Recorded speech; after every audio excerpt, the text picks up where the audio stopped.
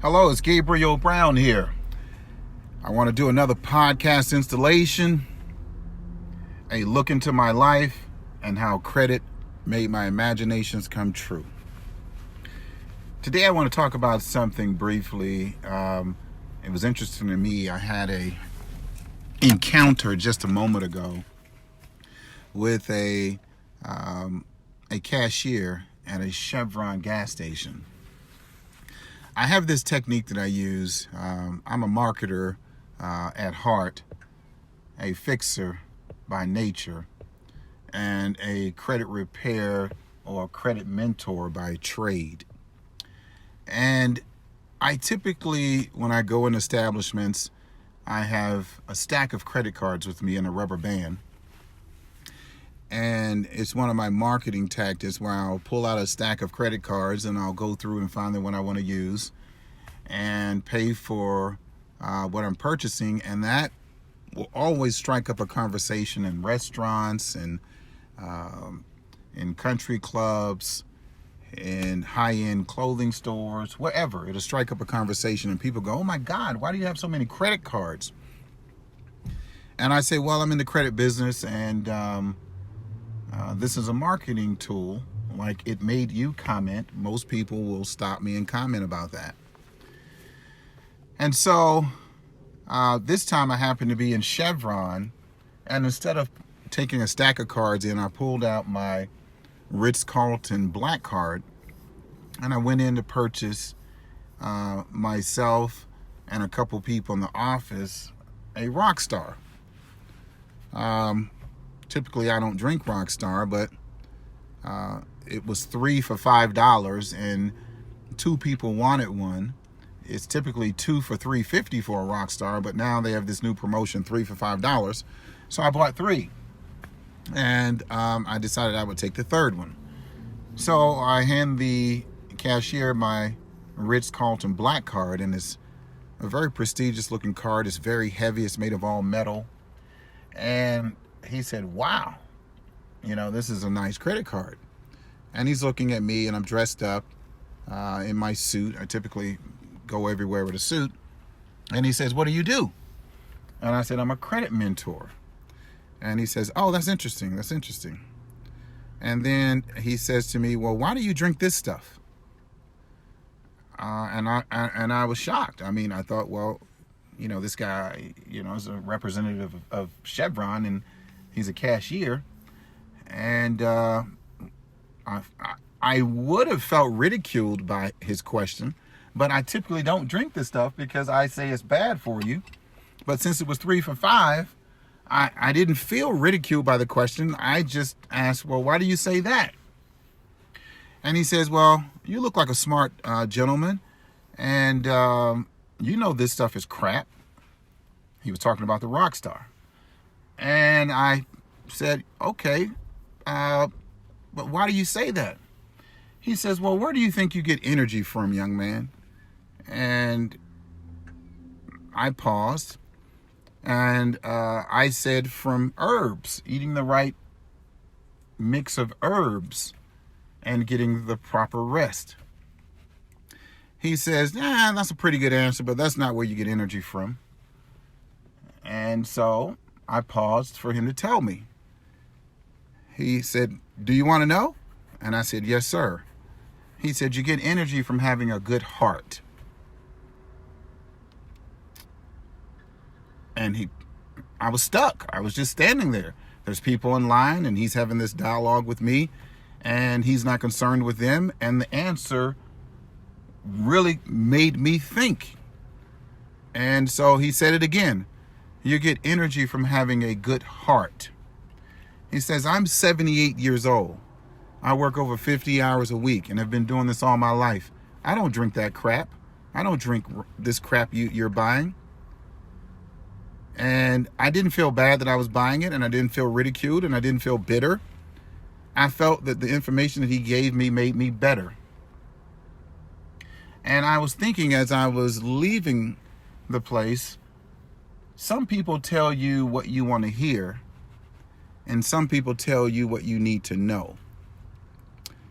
And this brought me to this podcast because what he said to me, I knew, because I don't drink Rockstar, but he didn't know I knew it. But because of my behavior, he assumed that I did drink Rockstar.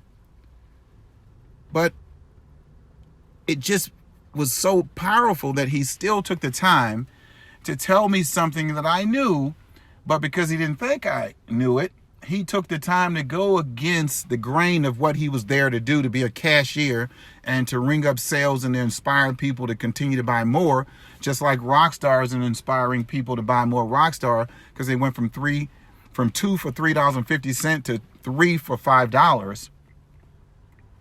And I just thought about this while I'm sitting in the car, and I thought, let me share this on a podcast. Now, how can I segue this into what I teach when I said that I'm a credit mentor? It's interesting to me because people that have great credit, and this is the segue, people that have great credit, 720 to 850 credit scores, think that they know they have great credit. And they think there's nothing else that could cause them to leverage themselves even more, or even have a better chance of getting more leverage, better interest rates, better offers, right? Better credit offers. And when I say to them that the data reports that are used to actually make credit reports, because a credit report is only data that's filtered into a report to create a report, and a credit score is a desktop application that filters the data that creates the report and then adds a score to the data that's in the report. So I'm thinking, because I've had an 800 credit score for many, many years, if I thought that it was all just credit reporting and credit scoring, when I applied to buy a exotic car and I had to jump through hoops to get it, what was requiring me to go through the hoops? Was it the actual price of the exotic car, or was it my data reports that exotic car companies or dealers look at because they want to make sure that the value of this transaction does not come back to bite them? What I mean by that is a $300,000 car is not repossessed within 90 days, which caused the dealership to get a chargeback, meaning they have to buy the car back from the bank. And now they have a car with mileage on it that they have to now sell at a discounted price. So the data reports will determine a deeper, more granular review of a applicant for that $300,000 car versus what the credit reports will actually show to the dealer. So the credit reports will show the dealer that you have a 800 score, you've been on the job 5 years, you make $200,000 a year, you have X amount of credit cards with balances, X amount of installment loans with balances, you have a credit utilization of whatever percentage that is, a credit mix of whatever percentage that is. And now I'm still looking at you like, is this a vehicle that you can afford based on the paperwork? Yes. But because I don't know what monies you have in your bank account, and typically I don't get to exceed that unless you're applying for a mortgage, I'm wondering if you have enough reserve to pay for this car as well. So I check a banking activity report on you, which is a data report, not a credit report, to see if you have enough money in your account to pay for this car for an extended period, at least for more than 90 days, so I don't get a chargeback. But if I assume, based on what you tell me about your credit score, based on your credit score, that you know certain things about budgeting and finance and managing money, I can assume that you can pay for the car. But if I'm working at the dealership and I see rich people or people that you would assume would not have a problem and their cars are repossessed, you don't want that to happen as often as it's happening. You look to mitigate that as a dealer of exotic cars. You start checking data reports. You check the payroll data report. You check the banking activity payroll data report.